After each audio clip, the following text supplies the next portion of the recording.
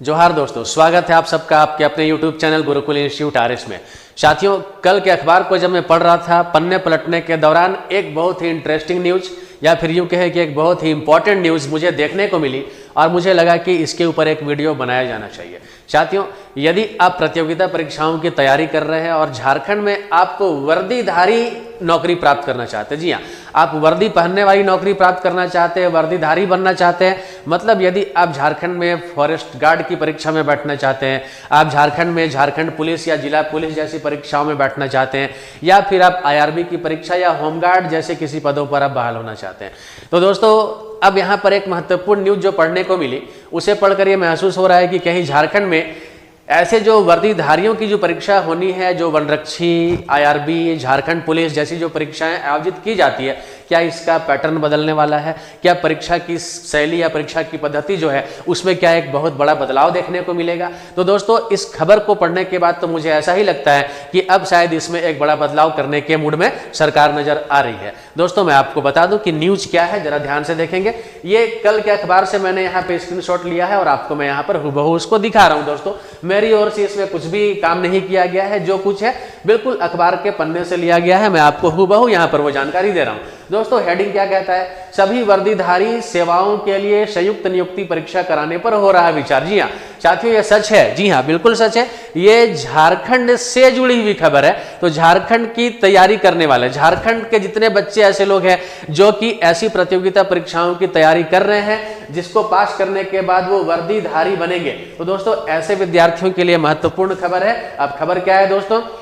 राज्य सरकार सभी वर्दीधारी सेवाओं, जैसे इसमें क्या क्या लिया गया आप देख सकते हैं, उत्पाद सिपाही, जिला बल, होमगार्ड जवान, फॉरेस्ट गार्ड और जेल आरक्षी के लिए एक संयुक्त नियुक्ति परीक्षा आयोजित करने पर विचार कर रही है। जी हाँ दोस्तों, एक संयुक्त नियुक्ति परीक्षा आयोजित करने पर विचार कर रही है। स्पष्ट अखबार में ये बातें मेंशन की गई है। दोस्तों, साथ ही उनकी नियुक्ति प्रक्रिया भी एक साथ कराने पर विचार किया जा रहा है, यानी कि परीक्षा तो एक साथ आयोजित होगी ही, लेकिन नियुक्ति प्रक्रिया भी एक साथ कराने पर विचार किया जा रहा है। दोस्तों, आप सबको पता है कि उत्पाद सिपाही की दौड़ के दौरान कुछ अभ्यर्थियों की मृत्यु हो गई, कुछ अभ्यर्थी अपने सपने को पा नहीं सके, कुछ दुखद घटना साथियों वहां पर घटित हो गया और उसे देखते हुए राज्य के मुख्यमंत्री श्री हेमंत सोरेन के द्वारा, ठीक है ना, यह सुझाव दिया गया कि इस तरह की सेवाओं की भर्ती की परीक्षा में एकरूपता होनी चाहिए। जी हाँ, इस तरह की सेवाओं की भर्ती परीक्षा में एकरूपता होनी चाहिए और इसके लिए नियमावली जो है वो नए सिरे से बनाने का निर्देश उन्होंने साथियों दिया था। दोस्तों, अब सूत्रों के हवाले से जो अखबारों पे जो खबर छपी है वो क्या है दोस्तों कि गृह विभाग आरक्षी बहाली के लिए नियुक्ति नियमावली बना रहा है। जी हाँ, अब जो गृह विभाग है झारखंड का, वो आरक्षी बहाली के लिए यानी ऐसे पदों पर बहाली के लिए वो नियमावली बनाने का काम प्रारंभ कर दिया है। अब दोस्तों, नियमावली झारखंड की भौगोलिक स्थिति का ध्यान रखा जा रहा है इसमें, और पिछले दिनों गृह विभाग की जो प्रधान सचिव है जिनका नाम है वंदना दादेल, जी हाँ, गृह विभाग की प्रधान सचिव का नाम क्या है? वंदना दादेल।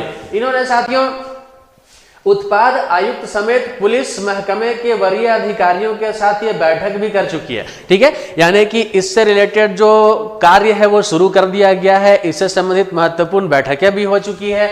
अब उसमें क्या निर्णय लिया गया, नहीं लिया गया, वो तो खैर अंदर की बातें हैं दोस्तों। अब यहाँ पर आप देखते हैं वर्तमान में जो दौड़ निर्धारित है उसकी समय सीमा और दूरी दोनों कम करने पर सहमति बनी है। अब दोस्तों, जिस तरीके से उत्पाद सिपाही में 10 किलोमीटर की दूरी लड़कों को दौड़नी थी, 5 किलोमीटर की दौड़ है वो लड़कियों को दौड़नी थी, तो इसके डिस्टेंस को कम करने पर विचार किया जा रहा है आने वाले समय में। और साथ ही साथ डिस्टेंस कम किया जाएगा तो कुछ समय की भी कटौती की जाएगी, ऐसा एक जो विचार है वो रखा गया और इस पर दोस्तों सहमति बनी है, ऐसा यहाँ पर कहा जा रहा है। अब दोस्तों, इसके लिए चयन कमेटी जो है वो समय निर्धारित करेगी। अब जो सिलेक्शन कमेटी होगी वो समय निर्धारित करेगी और कितने अभ्यर्थी एक बार में दौड़ेंगे यह भी तय उसी वक्त किया जाएगा दोस्तों, चयन समिति के द्वारा यह तय किया जाएगा। दोस्तों, यह तय किया जाएगा और इसके अतिरिक्त दोस्तों परीक्षा 2 भागों में ली जाएगी। जी हाँ, परीक्षा जो है वो 2 चरणों में ली जाएगी, 2 भागों में ली जाएगी।